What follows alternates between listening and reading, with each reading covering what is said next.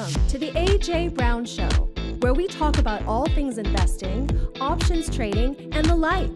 Now here's your host, AJ, whose primary mission in life is to help you become a better investor.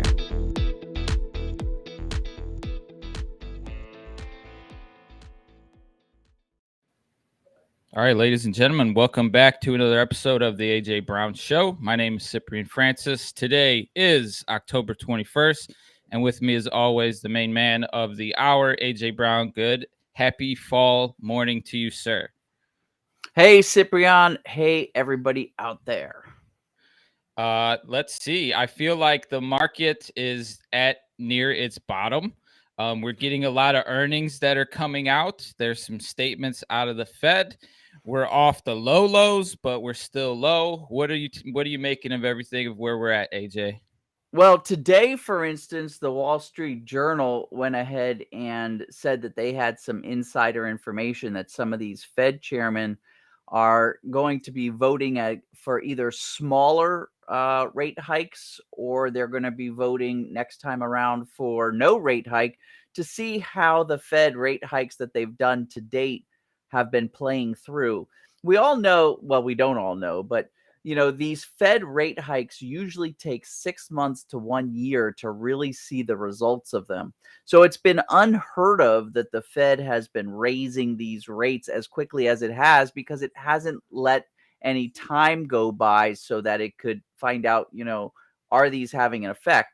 So at this point, some of the Fed, there's been like a little bit of mutiny in the ranks. Some of the Fed chairmen have hinted that they're going to say, let's slow down a bit. And of course, Wall Street's quite excited about that. At least during amateur hour today, the markets were up. Now, I already see that that's moderating a bit now that the amateurs are going off to their day job and moving the focus off of the work, and it's getting back to the tried and true traders in the morning session.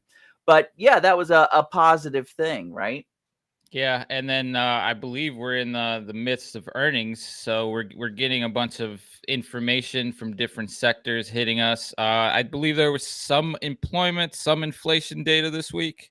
Well, the big one that I want to point out is one that rarely gets any sort of kudos. And it was a report yesterday at 10 a.m. Eastern time. It's called the Leading Indicators. And you can see here, this is my Econo Day kind of calendar of economic news.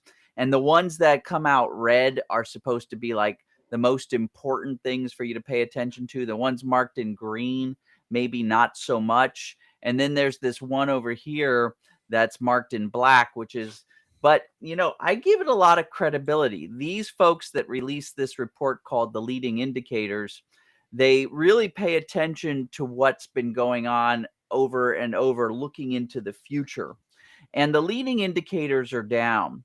And that combined, in my mind, with the very hawkish stance that the Fed has taken, it's telling me that even though a temporary bottom has been found, we should still be on guard, Sip.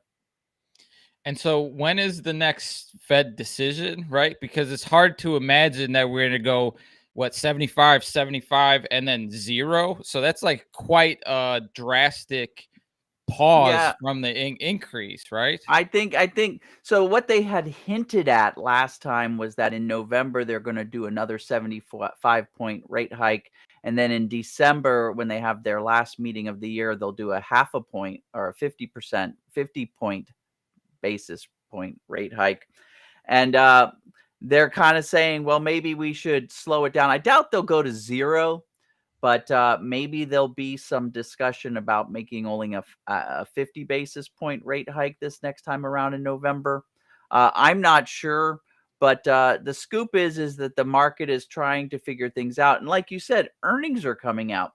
And a lot of folks, it's coming to light. I'm hearing podcasts about it. I was watching C-SPAN the other day, and I saw some of the congressmen putting some light to this.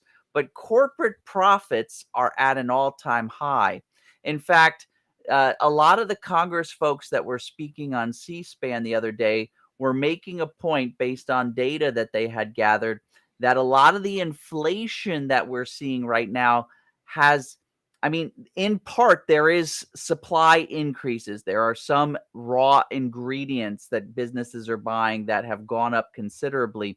But when you look at that compared to the prices that are being out there, and then you look at what the companies are reporting in their various earnings reports, especially the ones coming out, you realize that the reason why inflation, or one of the bigger reasons, it's bigger than we thought, that inflation is hitting our pocketbooks as individuals here in the United States and maybe around the world, is that there's some corporate greed going on.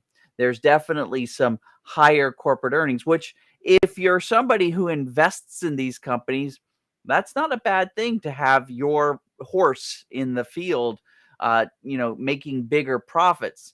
But for the everyday person out there who has to pay more for something just because this is an opportune time for a company to charge more for it and make higher profits, that kind of bums people out. Yeah, and I see all the reports. Like, I was always perplexed at like why Netflix has increased prices. Like, you guys 'Cause don't they have can. you don't have any They raw material. Yeah. Yeah, it's because it's the climate where inflation is kind of this circular upward thing, and it's like, well, everybody else is raising their hikes, and we can actually pocket more money if we raise our prices too. Yeah. Well, the reason we have the show is to create opportunities to profit from those types of companies, Netflix's and all these other brands that we run through. Do we want to go through where the SPX is real quick? Yeah. Yeah. So, we like to look at retracements as one of our main ways to kind of analyze the market. So, last week we were wondering if this point was actually going to wind up being our bottom. We did get that confirming indicator that said yes, it was. And even though it was more than 100% retracement, I think it came in at 104%, which is less than ideal for somebody who's trying to trade this downtrend. So if you're a trend trader and you're trying to trade this downtrend, that kind of sucked, because you want to see more than about 125% move, and we stopped at 104%. So even though technically it's considered still part of the downtrend, it's called an expansion move into the down direction, it barely went there. And now we're watching this move as it bounces back up compared to this last move. And again, it looks like, and I'm not going to foreshadow because we need to get that confirmation. So we need to see this thing cross back down. That'll confirm that we saw a top about on Tuesday. But if the top was on Tuesday, that's also a pretty sucky retrace. It's still, because it's less than 100%, technically it still says we're in a downtrend, but it went a little bit farther than we expected for a retracement. If anything, this is setting us up for some sideways trading, which, as premium sellers, man, that just tickles me pink, because I like sideways trading. That's how I make a ton of money. But it also could signal an overall bottom, or at least a pause. I mean, I'm still seeing hints that, they were thinking that maybe they can get inflation under control by the end of 2023. And now forecasts are that it's not going to get under control until the spring of 2024. So we've got like another 18 months of this minimum. And so, this may be a temporary reprieve going into the holiday season, maybe just through this earnings season. So just stay diligent as investors. If your individual symbols that you're trading on are going sideways, this is your income creating possibilities, especially if you've got some of the strategies that we talk about under your belt. Yeah, and so if premium selling is a new phrase for you, or you want to learn more about it, we've got an awesome little workshop that we put on every day, and where AJ basically breaks down, premium selling, some of these other strategies, how to take advantage of a market when it doesn't go up or down or sideways. And so I'm going to go ahead and throw the link in the chat. Everyone is invited to join us. We're going to take a little break, and we'll come back and run through some names, talk about some more news. And if anybody watching has a question, feel free to drop it in the chat and we'll see if we can get to it momentarily.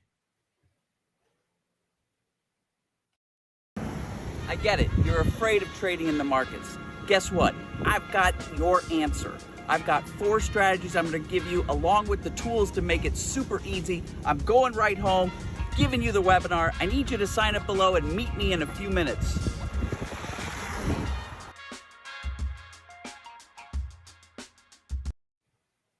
So once again, the link to that is in the chat. And we're going to turn to a story that came up this morning that falls right in line with a lot of the topics that we like to talk about when it comes to premium selling. So AJ. You know, I've been a subscriber of the Investors Business Daily newspaper since, when it used to get delivered daily to my house. Now it comes out weekly and it's only in an electronic version. But I was reading through my edition of the EIBD, and I found this article. This is on page, let's see here. I think it's on page A10 for you people who are old school like me and still subscribe to this newspaper. But it was an article where they were featuring a mutual fund. And check this out, Sip. They're talking about a mutual fund that does what I teach people. So this mutual fund, this guy over here manages it, Ray DiBernardo. He sells premium. He basically sells these call options, as they say here in the tagline here, to third parties, creating income for shareholders. And this is what I've been teaching, right? I teach folks in order, how to create their own fund that they can invest their portfolio in that has like very low volatility. Here's what options allow you to do. And this is what Ray's figured out big time, is options allow you to create certainty, right? When I own a symbol, I can create a trade zone around that symbol using my sold premium and my protective options. They offset the cost of each other. And that allows me to allow the options to just cruise through time, make money on time. And that trade zone protects me passively from anything crazy happening. It gives me peace of mind, right? It reduces the volatility of my portfolio. I don't have to be day trader on it. I don't have to white knuckle things where I have to go to bed wondering if my portfolio is going to be shot the next day. It creates this certainty. And the cool thing is this guy's doing it. And yeah, and when I look at the results as shown on this news article, he's like, year to date, or 2021, he made 18.7%. 3-year average, he made 12%, something like that. 7.5% over the last 5 years. Over the last 10 years, he's been paying 7% out to his mutual fund. My folks are making that much minimum every month. So the question is do you want to line the pockets of Ray DiBernardo and his fund, or do you want to learn how to do this yourself? Do you want to become the active investor yourself? I'm not saying day trader. I'm saying active investor, where you do about 1 or 2 trades per month per symbol that's in your portfolio and earn the big money. This is what Ray is earning, the big money, and then he pays out to his mutual fund guys, these smaller amounts. But this is exactly what I teach. I've been teaching this since 2007. So it's really exciting to see that there's actually this kind of fund out there, ticker MENYX, that does the same thing that I'm teaching my investors to do, but I'm teaching my people to basically, own their own portfolio. Yeah, I wouldn't be surprised if Ray's tuning in every once in a while to check out AJ's pick of the week, right? Maybe some of I wouldn't doubt it. I wouldn't doubt it. I actually had somebody come up to me this past weekend who's a local here in the Washington, D.C. area, a local financial planner who recommends stocks, and he subscribed to our program. So it's interesting, right? Yeah. And so what is his year to date? What was that percentage? He's well, at like interestingly 12%? enough, because he focuses on just one of the 4 strategies that I teach people, he focuses on, it looks like year to date, he's actually kind of given his investors a little bit of a gut punch. Now, what my investors have done, a lot of them have transitioned from covered call writing to covered put writing, and so all of our portfolios are up. But it looks like he's, for 2021, he gave them a huge return of almost 20%. But year to date in 2022, he's down about 3.44%. He's asking people to just suck it up. Yeah, and in a few moments, we'll go through some exact positions, some exact setups that can yield upwards of 3.44%. I'm confident in that just from all the episodes and the examples that we've done. But there's some other news in the markets that is kind of bringing some new investing strategies to light, and it's this the negotiations behind this Secure Act, which is going to basically make these investment portfolios a little bit more universal with what can go in there. What are your thoughts on that? Is that good for options, for your strategies? Now, okay, so let's dissect what this is. The Secure 2.0 Act. So congressmen want to change the whole investing portfolio for us, or the way we invest. They want to turn us more into active investors. So they're introducing this bill. It looks like it's going to become law. And some of the positive things is it's going to let you put more money into your Roths and your 401ks. It's going to allow you to stay longer in these things before you have to start taking withdrawals from them. It's going to allow people who are 50 and over to contribute even more than they are today, to be able to kind of catch up for those late investors that didn't start early like I did. So these are, here's one that's somewhat controversial. If you work for an employer, in the past, you had to opt in. You had to tell them, yes, I want you to help me, invest into my 401k program. This act makes it so that you have to tell them no. You have to opt out. Otherwise, by default, they're going to put together a 401k program for you and sock away some of your money. And one of the last positive things is they're going to allow people to take money out, especially for emergencies or for student loan payments, without penalty. So they're trying to tweak things. But here's the thing that's not mentioned in the article on US News that I have up on the screen that kind of got me, and I wanted to discuss it with you to see what your thoughts are, because I know you dabble in a couple of other types of investments that I don't dabble into. They're going to make it available for 401k and Roth IRA and all those folks to dabble into investments that otherwise had been off the plate, more riskier investments. And their thought behind it, and what I read in the legislation, or the crypt notes of the legislation that I saw, was that they're looking for it to give people the opportunity to get higher rewards by investing in riskier assets that typically have only been for accredited investors to date. And my question is that smart?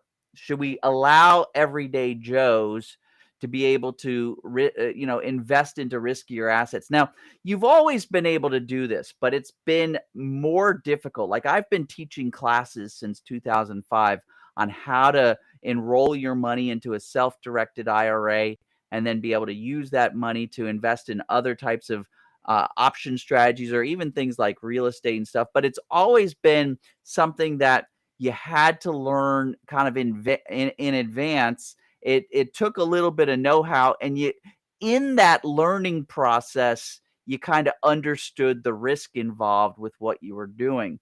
And same with, even doing some option trades inside your retirement accounts. People come and we can do that, but it comes with a learning process. And they're talking about removing that and just saying it's all bets are off. And my question is, do you think that's a good idea?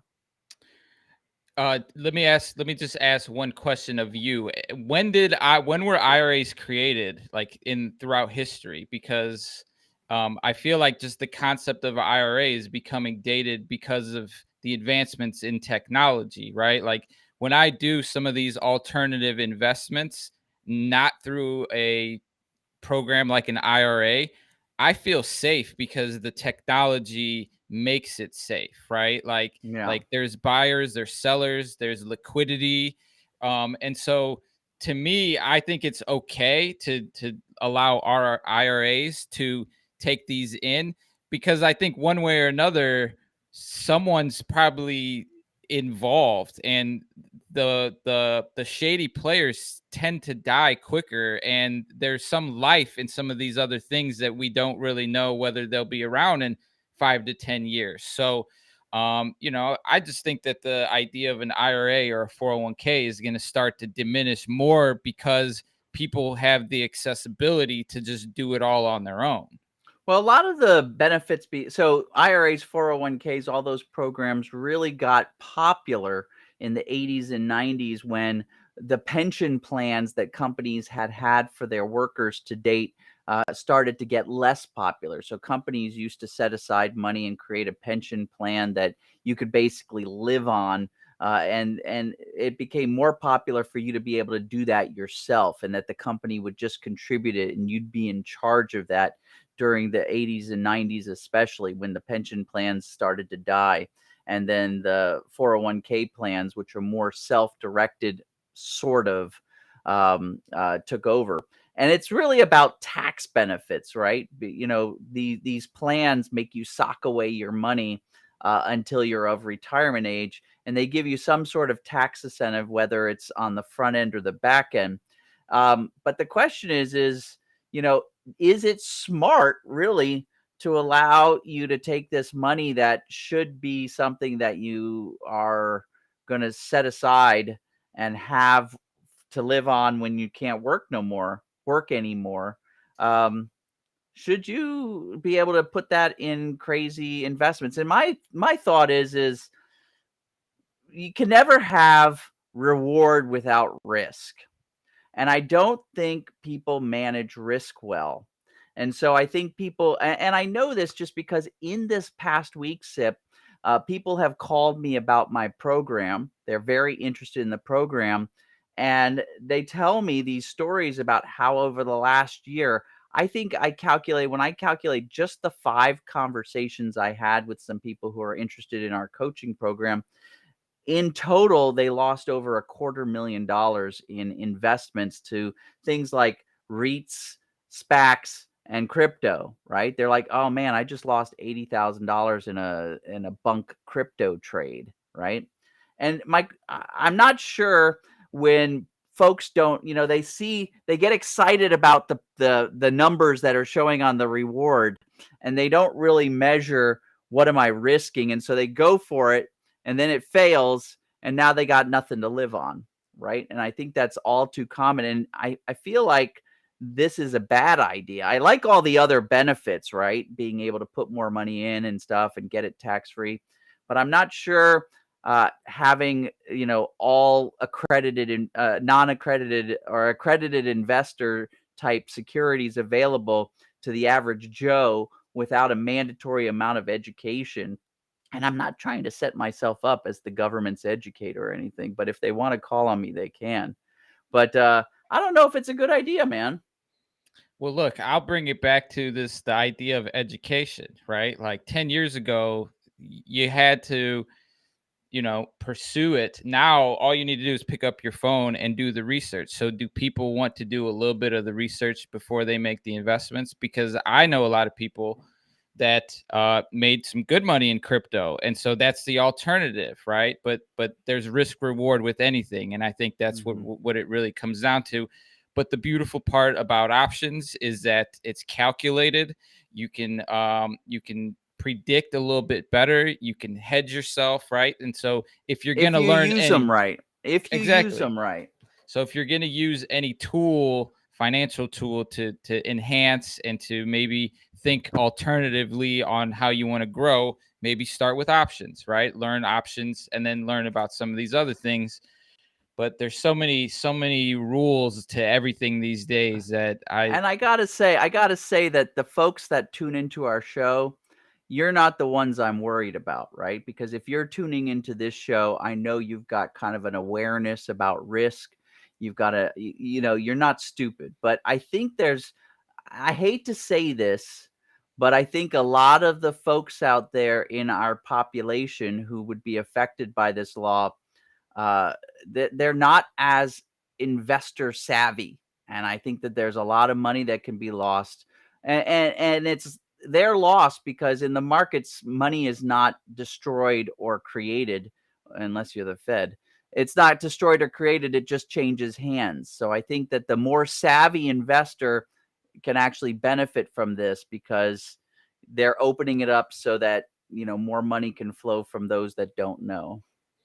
Yeah, and in terms of crypto, I mean, there's very few investments that can yield a 3,000% return like in history. And so, it goes both ways. All right. But So like I let's said, one more thing.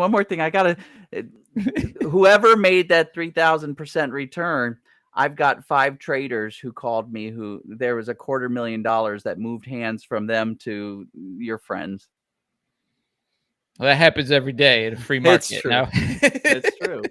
All right, cool. All right. So let's go into your picks of the week, but let's start with a trade that we've been following throughout the year and really just most recently in like the last 2 episodes, and that's Ruth Steakhouse, ticker symbol RUTH.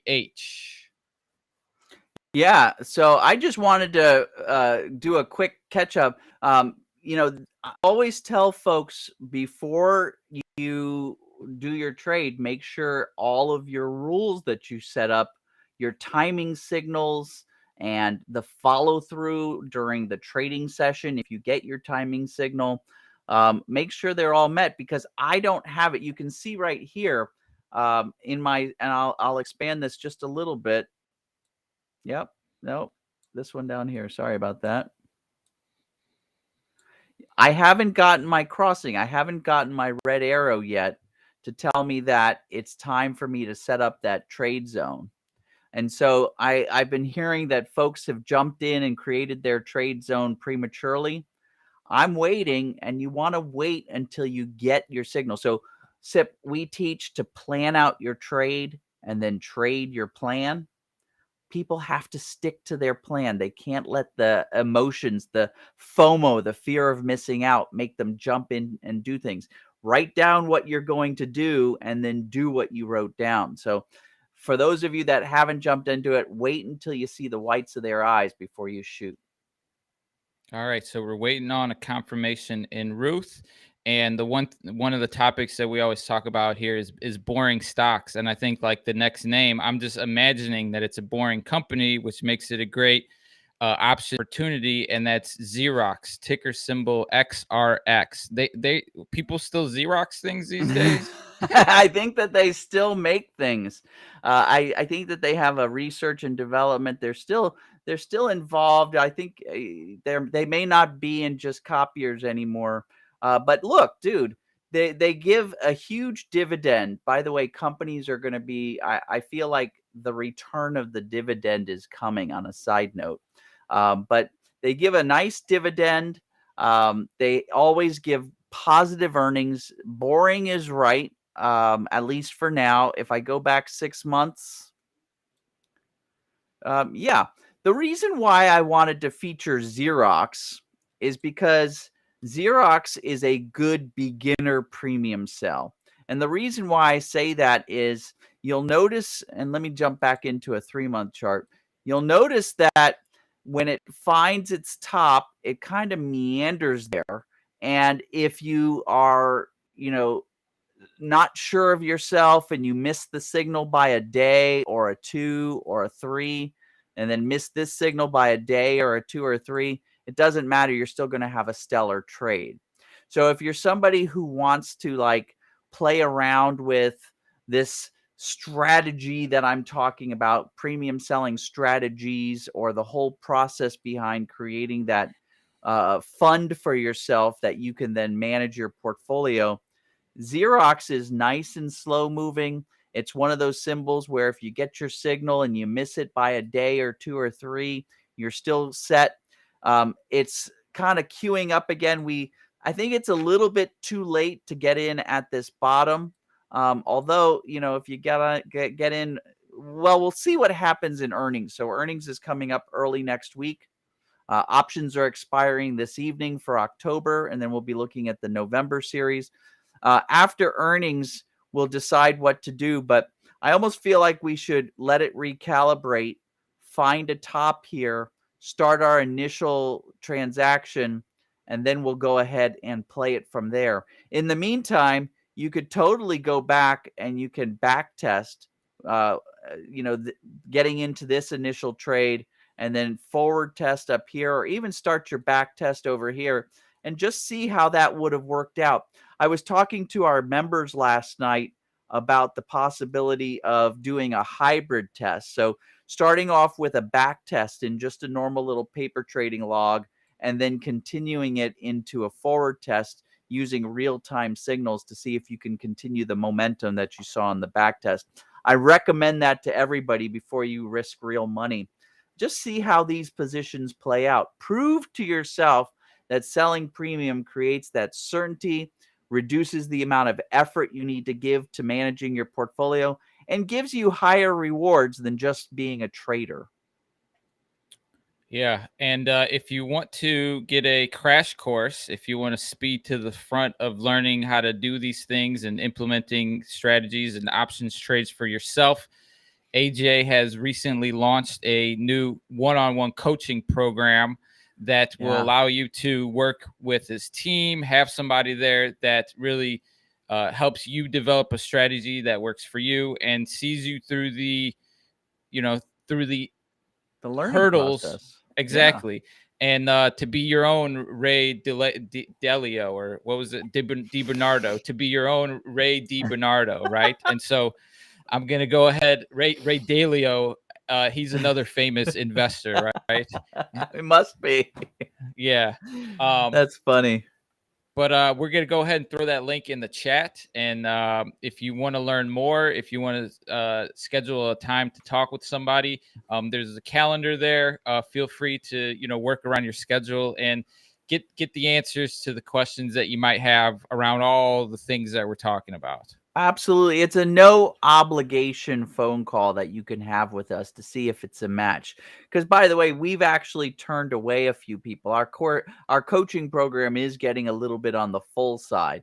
So we've been getting more picky, and we just want to make sure that there's a match that we can make sure that you're going to be successful, as well as are you the right fit for our program? Because part of the program is not just teaching you how to do it, but then we actually put you into 6 months of trading with us, right? And so we go forward, showing you what we're doing. You show us what you're doing, vice versa. And so before we include you in our group, we don't want any rotten apples because that'll spoil the whole investment group. So we have a discussion. So those discussions are obligation free, and you might learn something during it. So you might as well just schedule a 15-minute call with Joseph or one of our representatives. Joseph's amazing to talk to. He's got a very cool accent. So yeah, you take advantage of that free call. Yeah, so I'm throwing the link in the chat right now. And so, if you're ready to take your trading, you're investing to the next level, go ahead and check that out, have that conversation. Otherwise, we're going to move on to our speed round. And so here we've got some user questions throughout the week. If any come in the live chat, we'll see if we can get through those. We're just trying to get some input. We're just trying to get AJ's perspective on whether there's an options play here. And we're going to start with a tobacco, or I think they're still in the tobacco business, right? Altria, ticker symbol MO. And this is the Newport News in Virginia is reporting on it. Or are they asking the question? Yeah, they're asking. It looks like they're asking what to do. So this is the MO is Philip Morris. So Altria wound up kind of pulling together all the cigarette brands. So still out there. And look, I can't help, cigarettes are profitable, and they always were. Look at this dividend that they'll give you if you want to buy into this stock. Look at the earnings that they make. I mean, you take a plant, you roll it up, you charge a lot for it. Even if you have to pay a whole bunch of government fines over it, you can still make money. So yeah, let's take a look at this stock. It looks like we've got a tested level of support around $41. And it looks like we just tested this level of resistance a second time around $46. One of the things I like to do is I like to create a little ratio. This is a little trick that you guys might be interested in. Here, I'll take my calculator out, and I like to take the ratio of the width of my channel. So we said 46 minus 41. So it's a $5 channel up and down. And I like to divide that by the average channel price. So if I take 46 plus 41 divided by 2, the average channel price is $43.50. So 5 divided by $43.50. And that gives me a ratio of about 11.5%. So what that's telling me, here's the rule. If it's under 10%, you should start to feel kind of unsure about this being a sideways channel, or it might actually be getting ready to break out if it's under 10%. If it's under 5%, don't trade it with premium. You want to trade something that's a breakout waiting to happen. The sweet spot is like 15, 20, 25, even all the way up to 35%. And so here we've got it at about 11.5%. That's still fine. It's not below 10%. And that tells me that this might be a nice ticker to be trading premium on. It looks like, my friend in Newport News, it looks like we are just now identifying a top. It looks like we identified a top on Thursday. I'm sorry, Tuesday of this week. And it does look like we probably got follow through, if not Wednesday or Thursday, probably Thursday, if not Wednesday. So it may be, you may be able to get in under the gun. I always like to think about what's happening with earnings, but looking at the last couple of earnings, the investors of this stock are like, yeah, that's what we expected. So I'm not sure if earnings will have any effect on this, but I always like to let earnings get behind me in the rear view mirror. So maybe you wait for that, and maybe you wait for it to bottom again. Listen, when in doubt about anything coming up in the short distant future, take a moment and do some paper trading. You can always test this out with a fake portfolio. If something happens during earnings, hey, no skin off your back. It was a learning opportunity. And maybe once this thing lands again around $41, we think about a real money trade, or we continue our paper trading. And what we would do is we would buy some of this stock, or if there's some back month option substitutes, which I'm going to check out right now.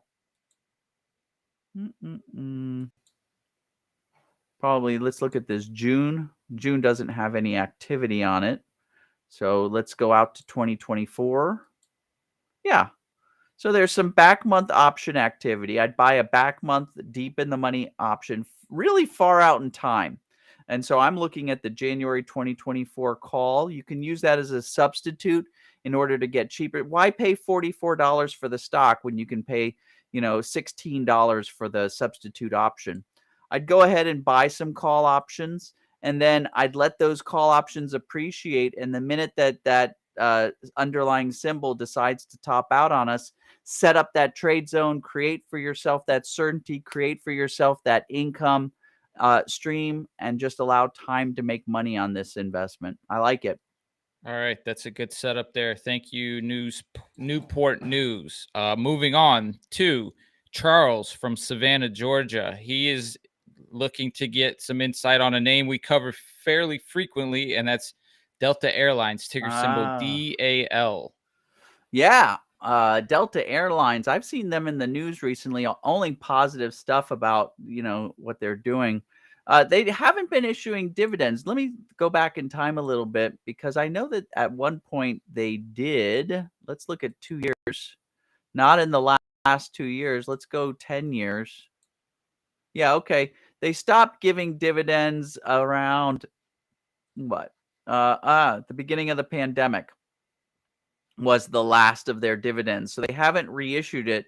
But man, they're doing well. They had a couple of months earnings there where the airline industry as a whole was kind trying to figure out how to get by. But it looks like for the last couple of quarters, they've, and you've heard this across the board, they have scaled back airline flights so that now more flights are full, which is always better. It's better to have more people on the bus. If you're going to pay for fuel and pay for a pilot to go from point A to point B, you might as well get more people on the plane so that more people are benefiting from that one flight. So they kind of right-sized all their companies. I know that they're still having problems finding, when they let people go during the pandemic, and then they're like, "Hey, it's over, come back," and they're like, "Nah, we found out how to be a YouTube influencer," or something like that. So, well, we know that they're having some problems when it comes to labor, but as far as right-sizing their companies, and then I don't know if you've tried to fly lately, Sip, but plane tickets are not cheap right now. So they've fallen into that whole corporate profit thing. They've all jacked up their prices because they can, and they're making great returns. I mean, $1.44. They just reported earnings last week, $1.51. I mean, this is good stuff. So with that said, I don't think that Delta Airlines or any of the airlines are going to be subject to some of the downturns that more market-focused, stocks that would be affected by the Fed's rate hikes and stuff. I don't think the airline segment's going to fall for that. So if anything, they're just going to continue going sideways. Delta Airlines has always been a great income producer for us. It looks like it's topping out. Interestingly enough, we can apply that same equation. So if I pull up that calculator again, you guys are going to notice that I love this little secret here. So it looks like we've got resistance around 32, maybe 32, $33. Looks like we've got support around $28. So 33 minus 28. Again, a $5 channel. And then the average price, 33 plus 28 divided by 2 is $30.50. So $5 divided by $30.50, 16%. I'll take it, man. So yeah, I think that this is a great opportunity. It looks like we're forming a top here. I haven't gotten my signal. We don't jump on anything until we see the whites of their eyes. But once we've got a top, then I would say for my friend in Savannah, it would be some good opportunities for you to either short some Delta Airlines stock because you're at a top, or you can buy some back month deep in the money put options, which act just like the stock, only inverse. So if the stock starts to go down, the put option goes up. Then you just wait patiently like we do. And once it bottoms out at $28 again, $27, wherever it bottoms out, that's where you set up that trade zone, that certainty, allow it to just profit. You don't even have to lose a wink of sleep during that period. Yeah, and I'm just glancing over here real quick as a side note. It's currently trading on the low end of analyst targets at roughly $32, when on the high end it's like 74 for some of their estimates. So one thing to think about is when you do finally when you set up that trade zone creates for you a protective option trade. So guys need to hear about this.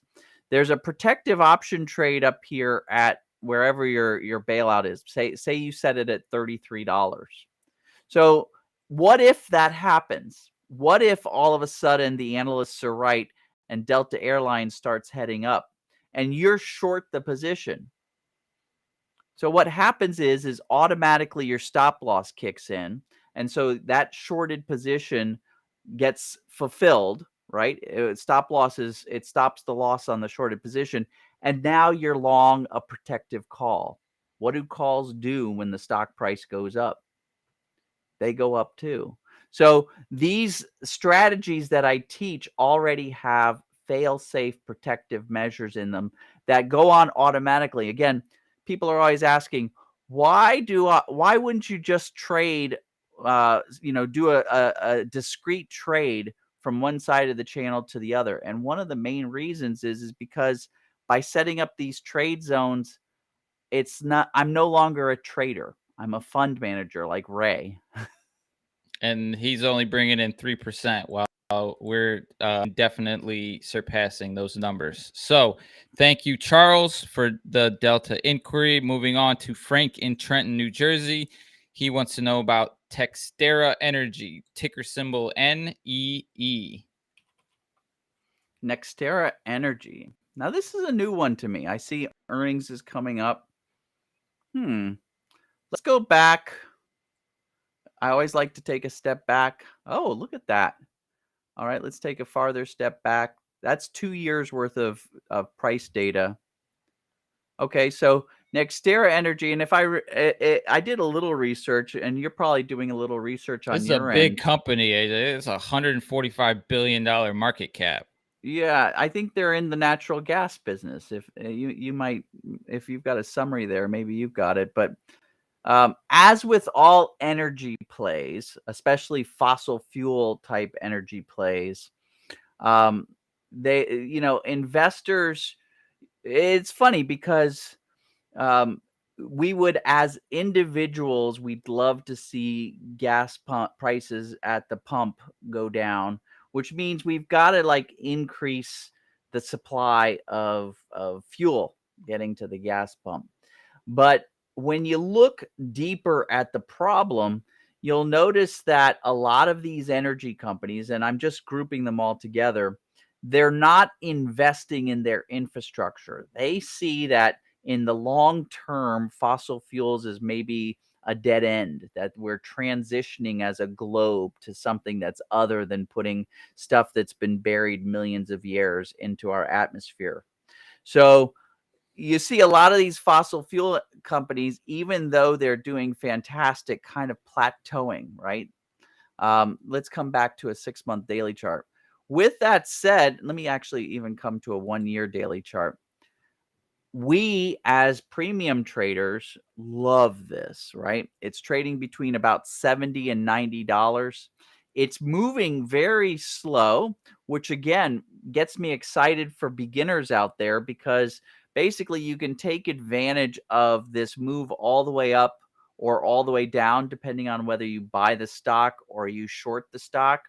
And then the minute that stock decides to stop benefiting your initial covering position, you can turn it into an income trade. And it looks like we can miss our signals by days, if not weeks, and still profit off of them. So I like this for my friend in Trenton, New Jersey. I like this. And it looks like we are forming some sort of bottom that we saw back in May, around $70. And I can see here with my indicators, and since it is such a slow moving, I'm not sure I would use the fast MACD. I might use just the normal MACD to give me signals, but the fast MACD is trying to tell me that perhaps there is a bottom, but double check, validate it, make sure that that is a bottom. I would look for even more signals, maybe even wait for this earnings to pass, but this might be a great opportunity to buy some Nextera Energy stock, or let's see if they have options. I wouldn't use, they're such a big company, tells me that they probably have plenty of options. Oh yeah, they've got options in June, they've got options in next September, November, the January options, January 2024. So you could find a substitute option and give yourself a little bit of discount, take advantage of options leverage. Yeah, I like it. My only suggestion is make sure you have good validation of the bottom. We don't want to be buying stock until we're for sure at that bottom. And similarly, this is on the lower end of analysts' targets of a low of 81. So we're trading at 72, and the high end of that range is 115 for the analysts. So I do think with the energy crunch that's coming, this is a Florida-based company, so I don't know if that has anything to do with some of the recent, weather. But otherwise, yeah, a great analysis there. So thank you, Frank in Trenton, New Jersey. Frank. So let's move on to a non-ticker related question, and this is from our our young viewer Manny, who wants to know what's the number one thing that traders don't do well. Oh, well, Manny.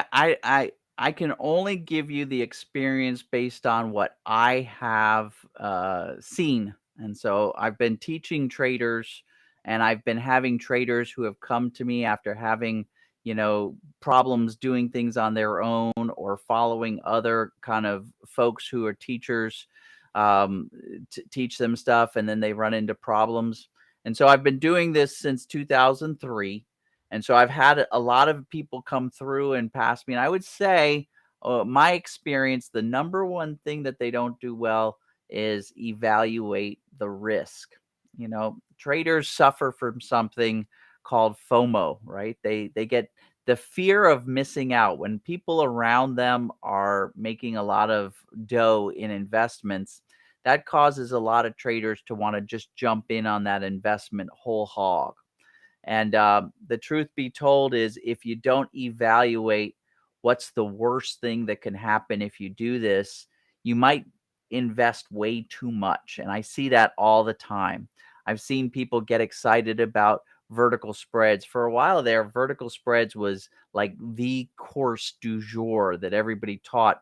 And when I went through all these courses that taught about debit and credit spreads, of vertical debit and credit spreads, if there was anything about measuring the amount of risk, it was usually like a paragraph. It wasn't even a chapter. And so you'd hear people who got into these type of option strategies, and they'd say, listen, it was working in month 1, 2, 3. It worked for the last 10 months. I was making double digit, like 11-15% on each trade. And then all of a sudden, I don't know what happened, but on month 12, I lost everything I gained in the first 11 months plus half of my portfolio, and now my wife wants to divorce me. So I saw that so many times, and it's just because folks don't know how to evaluate what the worst case scenario is and make sure that their investment, if they know what the worst case scenario is, you can size the investment appropriately. I don't see correct position sizing. I see a lot of mistakes in managing risk. Yeah, and Manny has a long life ahead, so we want to make sure that he finds the love of his life and that he makes wise investing decisions so that she doesn't get upset and run off on him. Yeah, right. So Manny, that's a whole nother lesson. We're just sticking to risk of trading. But I agree. I feel like that is the one thing a lot of traders take advantage of, because you start to win and you psychologically feel good, and it's like, oh, I'm onto something, and you forget to manage the risk. And one trade can wipe out 150 good ones, and that's the worst feeling of all, right? Like that's worse than the 100 winners. So, and I gotta tell you that risk management and risk evaluation, I'm not gonna lie to you, it is freaking boring. It is not. It has no fireworks around it. It doesn't get anybody excited. But if you're going to get into this, and I'm going to call it a business, if you're going to get into the business of being an active investor, you totally have to do this. Get excited every time you close a position for a win, but don't forget that there's always risk involved, especially when you get into things that have higher potential rewards. It means that there's higher potential risk. All right, Manny, appreciate the question. Thanks, Manny. All right. So we've got a bit of a surprise to anyone watching, listening on the East Coast. AJ's going to be heading out to New York tomorrow to stop by the Tasty Trade Bad Trader Tour. Now, we don't have any affiliation with these guys, but I did attend the one in Los Angeles, where a lot of the local traders from all the Southern California area came. It was very insightful. I met some great people. And so I made the suggestion to AJ, like, hey, maybe this is something you should check out on the East Coast. And so AJ is going to be making the trip, going to talk options with other fellow traders. And so I think we're leaving an open invitation that if anybody's in the area tomorrow, send us a DM and come by. I'm pretty sure this is a free event that should have some free tickets still. Yeah, I didn't. We just registered, and we've got our ticket. I'm actually heading up there from Washington D.C. I'm heading up there this evening, and I'll be there all day tomorrow. So look me up. You know what I look like, and come by and say hi. I'd love to Yeah, hang out with you. I've never seen this many enthusiastic options traders all in one place. So I'm assuming that that's just the California version. I'm assuming that the New York version is going to be very lively, because that's where options were created, weren't they, in New York? Well, I think well, the Chicago Board of Options Exchange is based in Chicago. That's the first exchange, but there's exchanges all over the place, and I'm sure they were created in some mathematician's mind somewhere in some deep dark basement. All right, so I that's don't what it. know. Some mathematician, right? Some guy earning his Nobel Peace Prize in Actually, in I math. think the first options probably were options like 100 years ago in like Amsterdam with the tulips and stuff.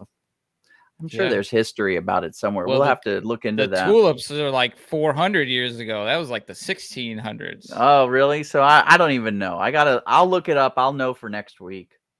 All right, cool. So other than that, anything? Manny, hey Manny, tell your friends to subscribe to our YouTube channel. Hit the subscribe button and turn on notifications. We want to get this out to more people, and if you tell the YouTube algorithm that we're popular, get all your friends to do it. And that's not just for Manny. Everybody, get some of your friends to subscribe and turn on notifications, and even interact. Give us some comments. Tell us whether we did well or not. That way, the YouTube algorithm will put us to the front, so more option traders can get interested in our show every Friday, Sunday. I don't know. It's Friday. Yeah, every Friday. And with that, AJ's excited to get up to New York. I know that he's going to be in the Big Apple. It's fall. Like, that should be a very exciting time. Nice Send us colors. some pictures. Let's get some pictures posted. And then with that, we appreciate everybody tuning in, and we'll catch you guys next week. Take care, everybody. Thank you for tuning into the AJ Brown Show. If you're interested in learning more about AJ and his investing techniques, head on over to tradingtrainer.com and create your free account today. And if you're not already a subscriber to the show, hit that subscribe button and we'll get you fresh content daily.